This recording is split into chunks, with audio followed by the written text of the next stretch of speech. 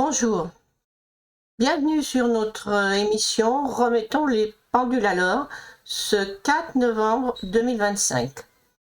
Alors aujourd'hui, j'aimerais que l'on sorte des questions du quotidien, après les questions de retraite, les questions d'insécurité.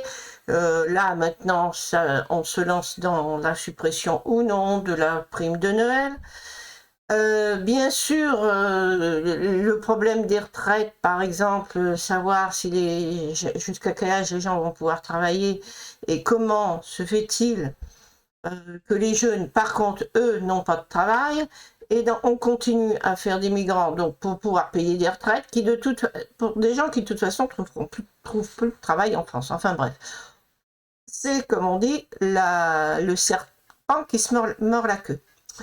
Mais si je méprise pas non plus tous ces jeunes qui ont perdu la vie, soit du fait de l'immigration avec les STO, là, ceux qui devaient repartir, qui sont pas partis, ou encore les criminels de la route sous l'effet de drogue.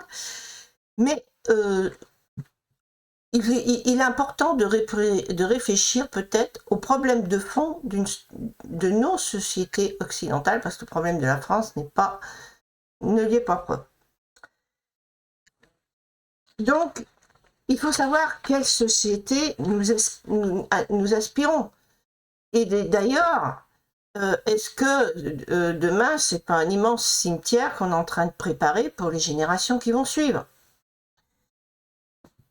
Alors là, vous voyez, on va commencer notre propos. Donc, suite à une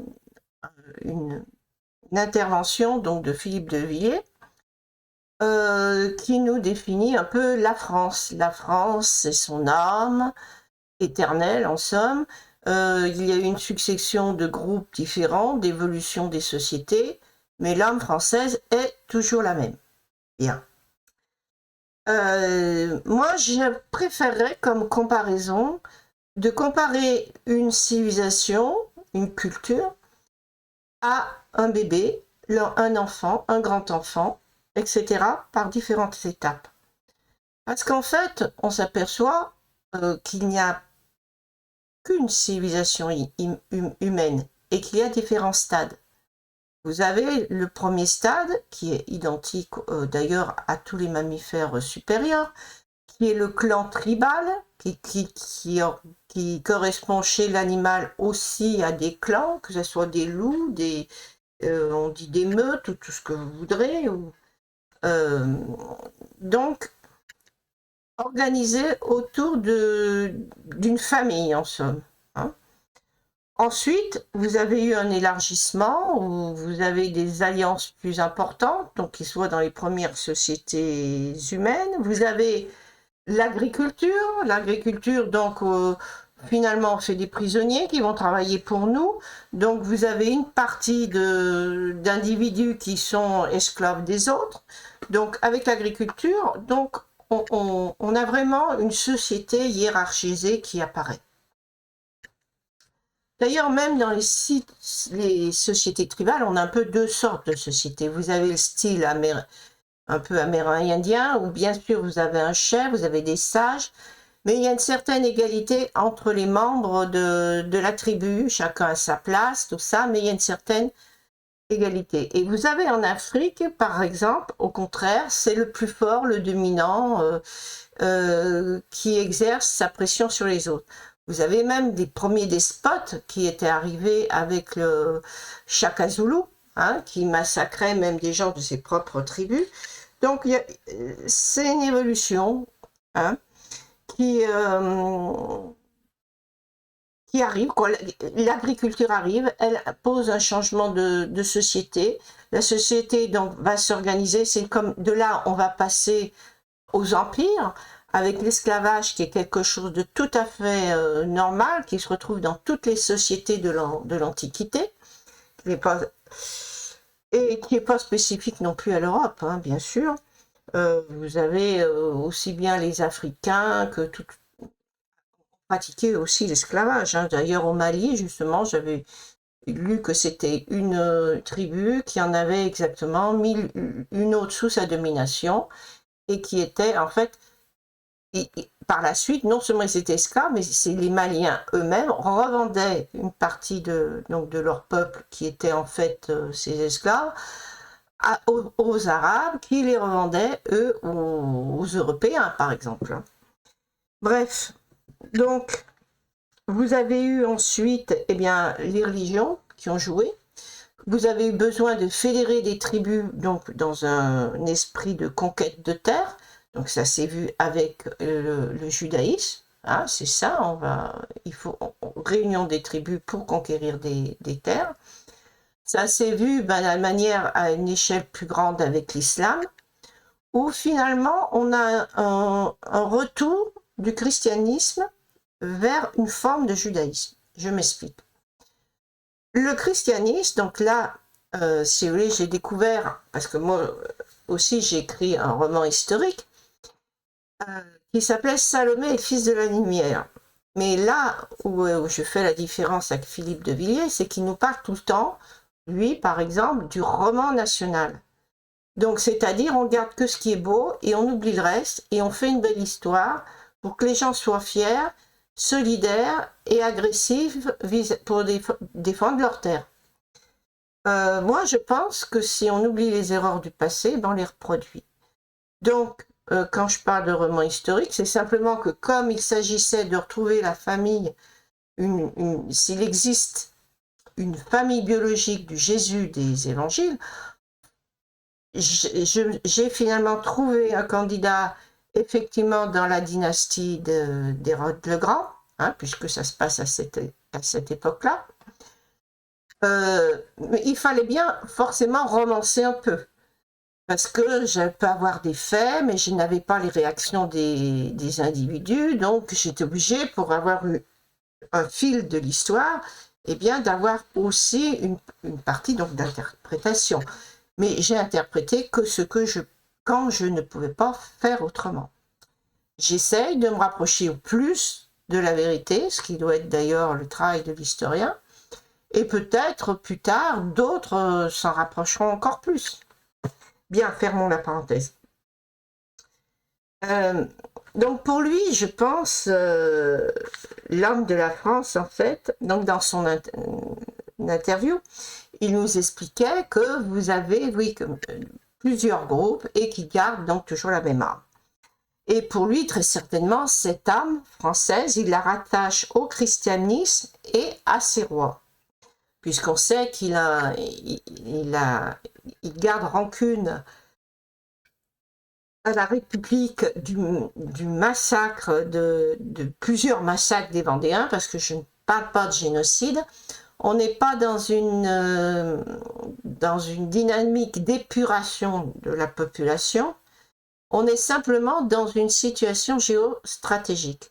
C'est-à-dire que si la Vendée, la révolte vendéenne, venait qu'à prendre vraiment, menaçait la République, et c'était un peu à un moment donné, ce qui était en cours, vous aviez le risque de voir peut-être les Anglais débarquer et reprendre ces terres qui en fait étaient des anciennes possessions anglaises à une autre époque.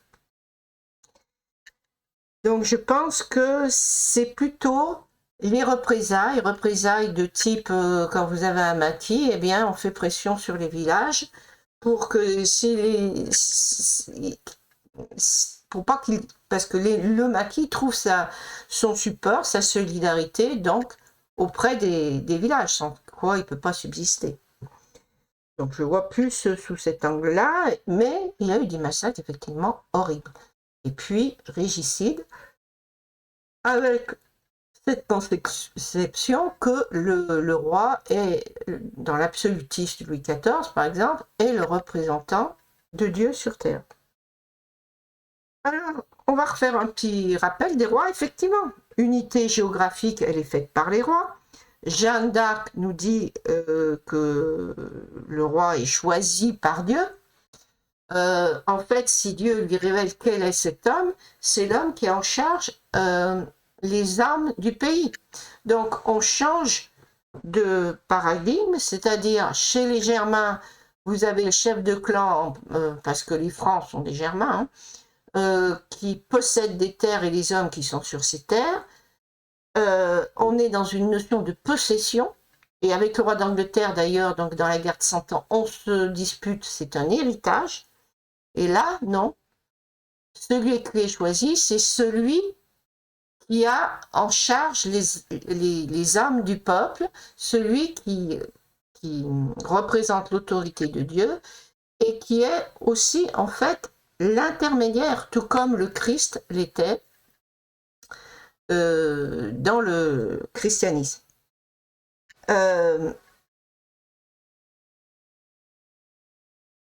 Mais cette idée que le roi était donc de droit divin, ça va être exploité par Louis XIV et on va aller vers l'absolutisme, avec ce désir de ramener tous les nobles donc à la cour, de vider un peu les provinces des grands domaines, des comtés, etc. Si on avait eu à l'époque de la Révolution un comté comme le comté de Bourgogne à une époque donnée, qui était peut-être l'un des plus puissants des différents vassaux du roi, bien évidemment, la Révolution aurait été écrasée. Le fait qu'on coupe la tête à Paris, la royauté tombe, l'absolutisme tenait, donc, avait en lui-même sa propre fin. Évidemment, l'idéal aurait été qu'on évolue vers une royauté constitutionnelle, ça aurait évité bien du sang. Mais cela ne s'est pas fait. Ça a été une révolte bourgeoise. Pour rappel à la Révolution, on a demandé que ceux qui avaient le droit de vote, il fallait qu'ils payent tout de même un certain chiffre au niveau de l'impôt. Et la terreur, eh bien, c'est aussi le fait qu'on a rejeté sur le couple royal tous les maux de la France, y compris donc la famine, qui, elle, venait du fait que de l'irruption du volcan islandais, vous aviez eu donc un micro-changement climatique avec plusieurs années donc des climats froids, un désastre pour les cultures, il n'y avait plus de blé. Et en Angleterre, ça a même été prouvé que suite à cette éruption, on a eu une augmentation des morts dans diverses paroisses et cette augmentation de mortalité aurait été liée justement au passage des nuages qui contenaient donc des substances qui pouvaient être ces cendres inhalées qui étaient toxiques. Ensuite, vous avez cette notion de nation. Eh bien, je pense qu'elle va vraiment naître, c'est à l'époque de Napoléon Ier. Parce que l'armée, tout le monde est sur le même rang. Vous avez les paysans qui vont trouver une occasion des fois d'apprendre à lire et écrire à l'armée, qui vont évoluer au niveau de la pensée, etc., s'ouvrir au monde du fait des mouvements divers des troupes. Donc vous avez vraiment une idéalisation d'un concept politique avec un peuple qui a une âme. Hein. C'est à partir de là.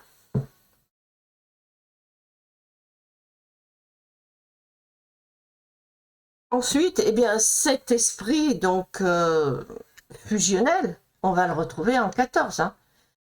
Évidemment qu'il y a des différences de classe sociale, évidemment que paysans et ouvriers ne sont pas sur le même pied que les bourgeois ou même des petits artisans. Hein. Mais vous avez tout de même cette égalité devant la mort. Le fait tout de même que vous avez un peu toutes les classes sociales, certaines plus que d'autres, mais que tout de même elles sont toutes représentées. Et donc le sang commun qui coule, hein, eh bien ça vous donne vraiment le sentiment d'appartenir à un corps social unifié. Et ensuite, les souffrances de ces deux guerres mondiales, enfin surtout plus chez les Français justement, ça vous a donné aussi un sentiment des fins du monde. C'est là que vous allez avoir les témoins de Jéhovah qui vont apparaître, par exemple en 14, persuadés que c'est la fin du monde.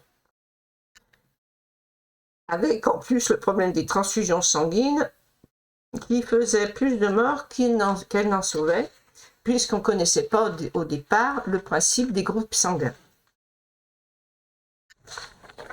Donc ces souffrances, eh bien, comme héritage, elles ont quand même donné cette notion de pacifisme.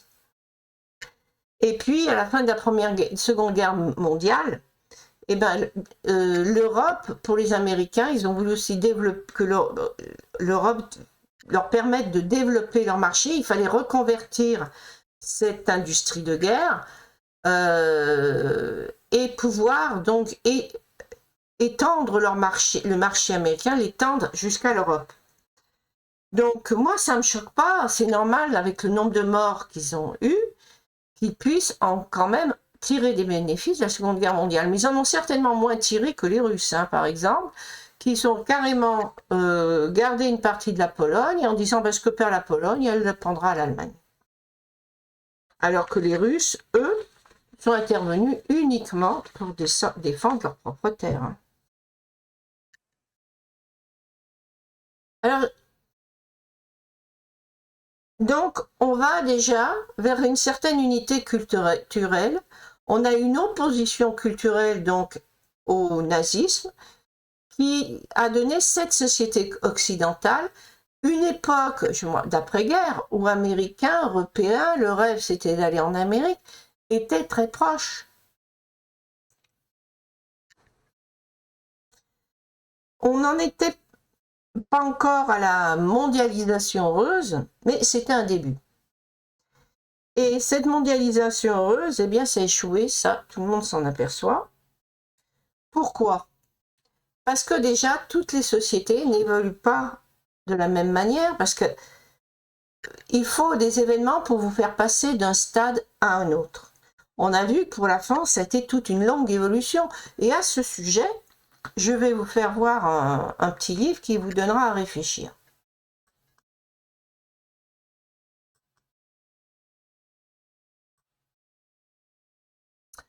Voilà, je vous recommande vivement La petite histoire populaire de Lyon par Auguste Bléton.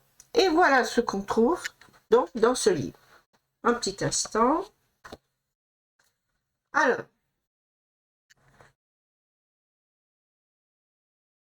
en 725, vous avez les Sarrasins qui sont venus de Narbonne, qui se répandent dans la vallée du Rhône.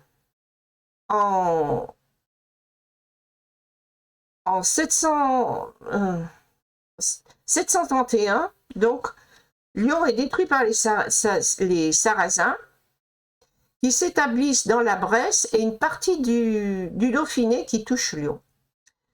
En 1632, Lyon est pris par Charles Martel. Ah, le célèbre Charles Martel, qui nous délivre des Sarrasins. Ah ben, pour Lyon, il les a peut-être fait partir les Sarrasins, mais par contre, il a pillé les églises. Alors, je ne vous dis pas s'il pille les églises, parce qu'il en a été des citoyens.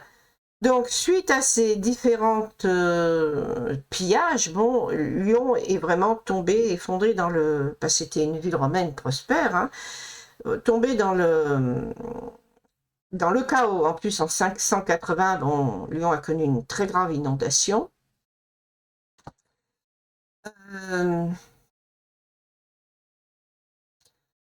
Et ça va durer jusqu'à Charles Martel, qui va ramener la paix, il renoue avec les traditions romaines. La ville était administrée par la curie. Là, on a donc là, ils appellent ça des scabins, qui va donner plus tard des échevins. Et 7 scabins, donc, étaient choisis parmi les notables. Alors, vous avez d'une part, une administration de certaines zones de la ville, tout ça qui est fait par l'épiscopat, une autre, c'est les notables. Enfin, vous avez des fois double système de justice, c'est très, très compliqué. Vous avez du côté de Neuville, bon, qui n'est pas très loin de Lyon, vous avez une petite ville comme ça qui était autonome, dispensée de taxes, qui en donnait une globalement comme ça à l'année, soi-disant un peu pour, comment dire, volontairement au roi. Et donc le pouvoir royal va s'immuniser entre ces différents petits pouvoirs. Par exemple, il va faire l'intermédiaire entre l'épiscopat et les échevins. Et petit à petit, donc, en jouant l'arbitre, eh ben, c'est lui qui va peu à peu prendre la main mise sur les cités, essayer donc d'imposer des impôts à Lyon, ce que la ville se refuse, puisque donc justement, elle avait ce privilège qu'il appelle les Romains, de ne pas verser, je ne sais plus, certaines taxes, puisque dès le départ, elle avait été donc fondée par Rome, et les Celtes de cette région, bien avant la conquête de Rome déjà, étaient un peu subalternes, enfin très liés à l'Empire romain.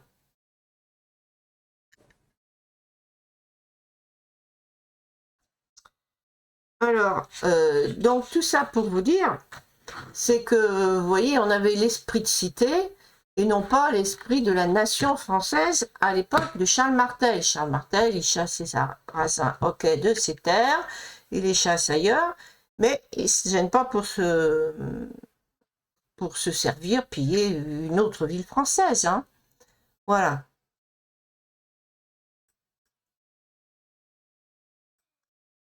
Ah, zut. Ah, excusez.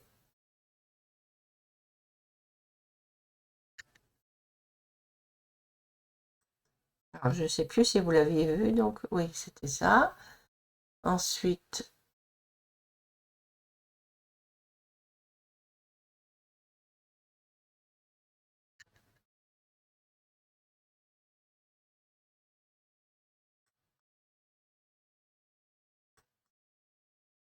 alors là, je vous montre une triste image. Là, vous voyez, Afghanistan, nouveau sort des femmes, hein, où on voit les femmes donc obligées de faire des écoles secrètes, puisqu'elles sont interdites de s'instruire.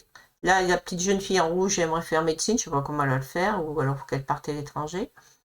C'est ça l'hypocrisie, hein. C'est que les hommes ne doivent pas toucher aux femmes, et les femmes ne peuvent pas faire d'études. Donc personne soigne les femmes, si je comprends bien. Alors quand on voit le Moyen-Âge dans lequel on est tombé, eh bien, il faut faire un petit rappel. C'est vrai que les Russes, l'Union soviétique, hein, comme tous les pays, elle a fait un peu dans tous les pays qui ont été sous la domination des soviets, elle a fait énormément de morts en Afghanistan. Il y a eu effectivement des massacres de villages. Mais ils avaient instauré un régime frère communiste qui pouvait justement correspondre à l'esprit tribal.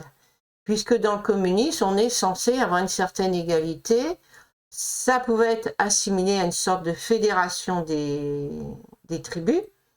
Et on a eu une évolution, ce qui fait qu'on a une population tout de même qui aspire, surtout les femmes, qui aspiraient à une certaine liberté, une certaine modernité. Donc là, si les Américains et les Russes avaient été intelligents et avaient su se partager un peu le monde, eh ben, le monde irait beaucoup mieux. On aurait laissé l'Afghanistan sous l'influence russe, hein, et on n'aurait pas eu les problèmes qu'on a eu par la suite, et la population ne serait pas dans l'état dramatique qu'elle est. Parce que ça pose tout de même un problème, c'est que les populations islamisées, c'est ces populations-là qui ont la plus forte natalité, alors que vous avez au contraire une implosion des naissances dans les pays occidentalisés, que ce soit aux USA, que ce soit en Europe, que ce soit au Japon. Hein. Donc, même la Chine donc, veut redémarrer sa natalité, et elle n'y arrive pas si bien que ça. Donc, on a tout de même ce problème que ceux qui font des gosses, eh ben, c'est les plus abrutis, entre parenthèses. Donc, vers quelle société, dans ce cas-là, allons-nous? Quand on voit justement, si on a une majorité de cette population migrante d'origine musulmane, elle va imposer ses lois, sans aller jusqu'aux talibans, évidemment, mais elle va imposer ses lois. Alors, à ce propos, je tiens à faire ce rappel, justement, c'est que l'islam, au départ, c'est une réunion de tribus pour conquérir des terres, exactement comme dans l'épopée de Moïse. Hein. Alors que dans le christianisme, c'est différent. Nous sommes à l'époque d'Hérode. On voit bien que dans le christianisme, c'est en fait la politique que défendait Hérode, c'est-à-dire une proximité avec l'Empire romain et essayer d'avoir la paix sur le territoire, que ce soit avec les Romains, que ce soit avec différents juifs, c'est-à-dire les juifs de Judée vraiment orthodoxes, les Samaritains et Cananéens ou autres diverses populations donc, qui peuplaient la Palestine à cette époque-là. Donc, il fallait, on développait justement dans le christianisme, on vous dit, aimer son prochain, c'est-à-dire ses voisins, mais aussi dans sa famille, puisque chez Hérode, le problème a été qu'un massacre, la dynastie s'est épuisée en se massacrant entre elles. Quoi. Donc, dans les sociétés occidentales, on a cette idée que les gens viennent, ils s'intègrent parce que on est dans une solidarité de proximité. Alors que dans l'islam, on a un héritage de conquête et bien évidemment, eh bien, on a un substitut au sang, puisque chez les juifs, ben, c'était le sang juif partagé d'ancêtres communs. Là, on a ben, celui qui vient musulman, il devient ton frère. On ne va pas, comment dire, se fondre au sein d'une terre, puisque c'est une religion qui a pour but de justement pouvoir garder des liens avec des gens qui vont s'étendre au niveau du territoire, qui sont nomades, qui sont conquérants, etc. Donc c'est toute une remise en question de l'islam aussi qui doit être faite. Parce que le Coran, hein, il ne répond pas aux attentes de notre monde actuel. Il ne répond pas aux risques nucléaires, risque des déchets, risque d'une guerre nucléaire, risque d'une super éruption volcanique, que ce soit la caldeira des champs Pellegréens là, dans la région de Naples, là, et une partie de la Méditerranée, qui aurait des conséquences sur la région importante, hein, sur plusieurs pays, et puis qui réglerait Naples de la carte, mais pire, la caldeira de Yellowstone aux États-Unis, qui alors, une bonne partie des États-Unis n'existerait même plus.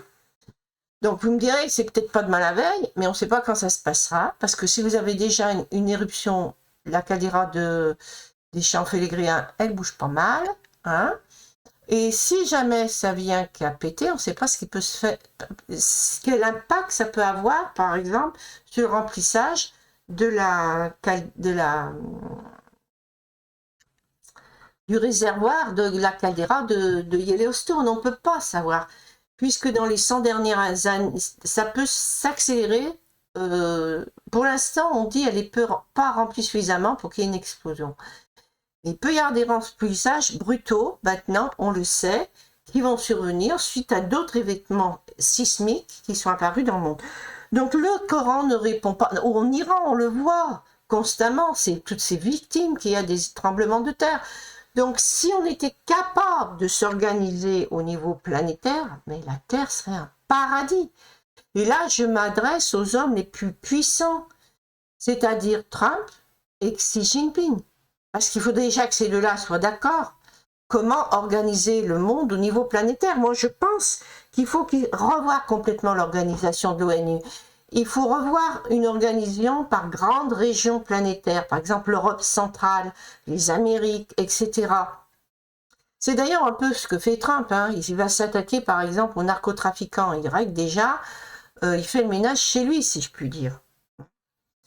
Quand vous regardez tout ce remue-ménage là qu'en Europe on a fait au niveau de Gaza, et quand on voit les sauvages que c'est, comment, bon maintenant heureusement c'est pris en charge par les États arabes, j'espère que ça va donner quelque chose et qu'on va avoir une gestion correcte hein, du problème.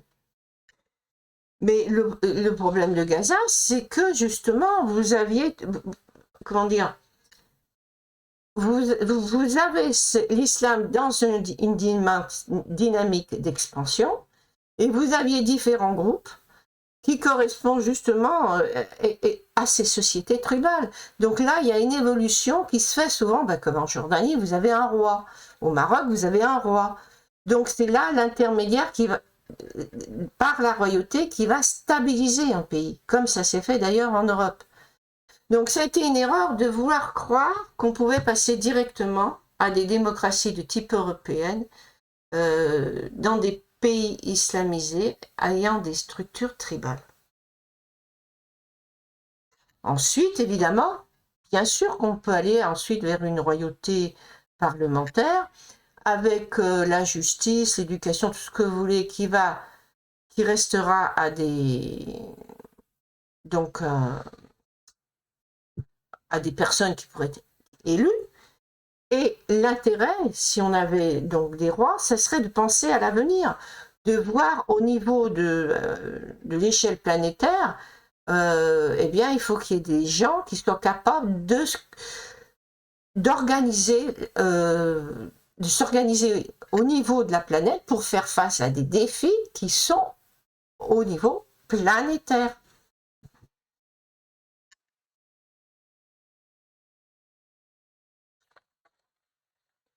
Alors,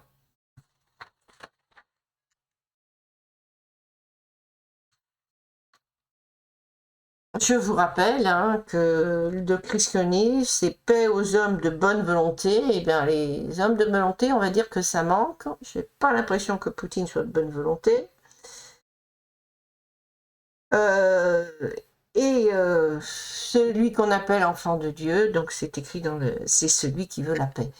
Mais pour vouloir la paix, il faut des sociétés culturellement qui en sont un peu au même stade d'évolution, qui ont des points communs.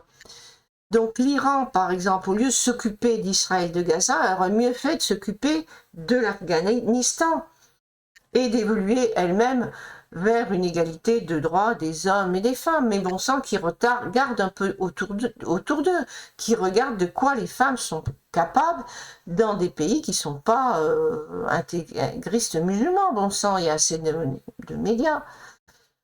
Ensuite,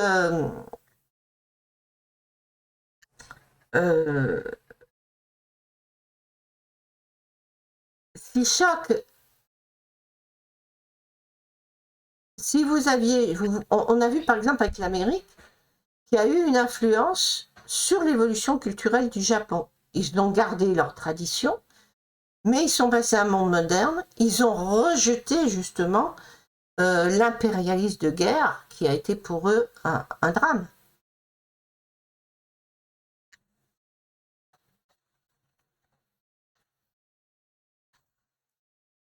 Donc, il est tout à fait important de respecter les identités culturelles.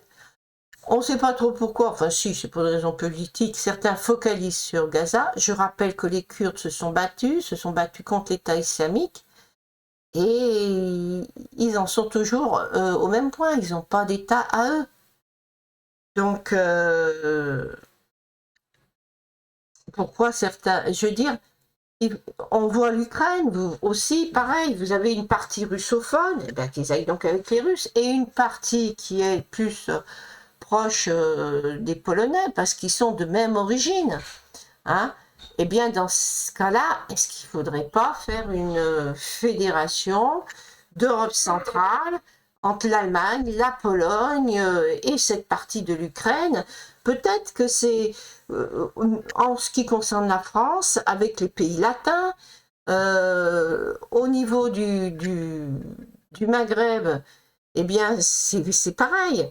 On pourrait trouver, il faut impérativement qu'il y ait un contrôle des naissances, parce qu'on ne peut plus, l'Afrique ne peut plus vivre de devises apportées par l'immigration. Donc c'est impératif de contrôler les naissances, hein, et c'est impératif qu'il y ait une coopération. Justement, par exemple, nous en Europe, on construit tout sur nos terres agricoles. alors que au point de vue énergétique, on a un problème. Ce problème, eh bien, ces sources énergétiques, on pourrait déjà avoir l'énergie solaire, diverses énergies, hein, pas que ça, qu'on peut trouver dans le Sahara, par exemple. Donc, il faut à tout prix qu'il y ait une évolution de la pensée, une évolution des religions. Et puis à commencer, pas par les catholiques, hein. On est quand même dans une société où les notions de biologie ne vous permettent plus de parler de Vierge Marie, hein. Et puis, bon, il faut savoir que des fois, ce que les gens exprimaient autrefois, n'ayant pas les mêmes connaissances que nous, par exemple, une résurrection, c'est quelqu'un qui perd connaissance, il revient à lui, c'est une résurrection, hein. Voilà. Alors, on a par exemple le cas du Soudan, en plein chaos actuellement. Donc, encore une fois, on voit les drames de la décolonisation qui a été trop rapide.